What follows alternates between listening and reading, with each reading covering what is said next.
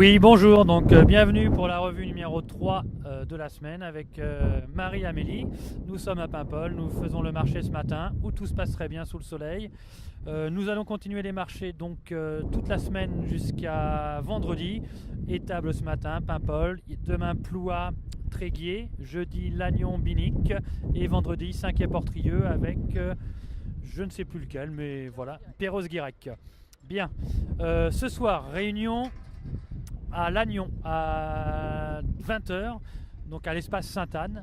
Et puis deuxième réunion de l'Assemblée citoyenne demain Paimpol à 20h aussi à l'espace des fêtes. Nous allons donc continuer jusqu'à vendredi la campagne sur le terrain et sur les marchés ainsi que le porte-à-porte et le boitage. Bonjour les gens, donc comme Romain l'annonçait, troisième revue de la semaine, nous allons revenir sur la première assemblée publique qui a eu lieu vendredi dernier. Le thème était l'agriculture biologique et paysanne.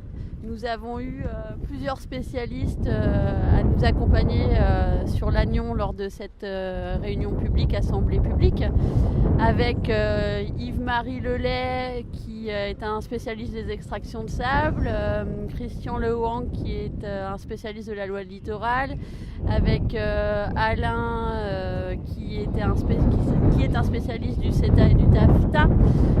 Nous avons eu des agricultrices qui sont passées au biologique. Voilà, donc c'était vraiment un moment d'échange hyper intéressant où on comprend que l'environnement, l'écologie et l'agriculture sont vraiment très liés, qu'on peut pas faire l'un sans l'autre, qu'on peut pas avoir une vision divisée des choses, mais que c'est bien dans une optique globale qu'on doit faire les choses. Donc voilà, super assemblée publique. On voudrait revenir sur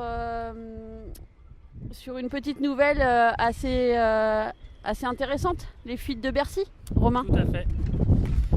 Oui, donc nous avons appris hier que le gouvernement travaillait, on le savait, sur une loi travail multipliée par 100, puissance 10, puissance 100, qui va aller beaucoup plus loin que la loi El Khomri, ce qui prouve d'ailleurs que le travail avait été bien amorcé par le pouvoir socialiste, entre guillemets, en place, qui n'a plus rien de socialiste depuis bien des années.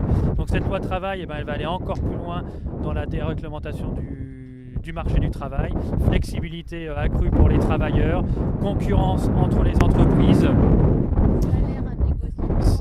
salaire à négocier dans l'entreprise, temps de travail à négocier dans l'entreprise, donc difficulté pour les salariés aussi de se projeter de semaine en semaine, par exemple dans certaines entreprises, sur le temps de travail.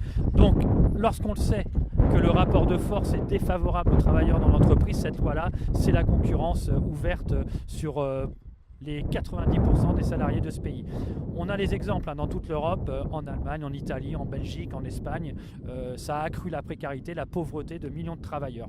Et nous allons avoir un gouvernement qui va accentuer et continuer cette politique qui est mise en place depuis une dizaine d'années maintenant. Je voudrais juste d'ailleurs confirmer que les candidatures sur la 5e circonscription, que ce soit PS, En Marche ou LR, s'assurent une concordance avec ce type de loi, et que si vous voulez qu'on se batte contre ce genre de choses, c'est la France Insoumise. Le bulletin de vote, le seul et l'unique dimanche à mettre dans l'urne, c'est France Insoumise, Romain Hippo suppléant, Marie-Amélie Troidec titulaire, et nous vous souhaitons une bonne fin de semaine. Au revoir.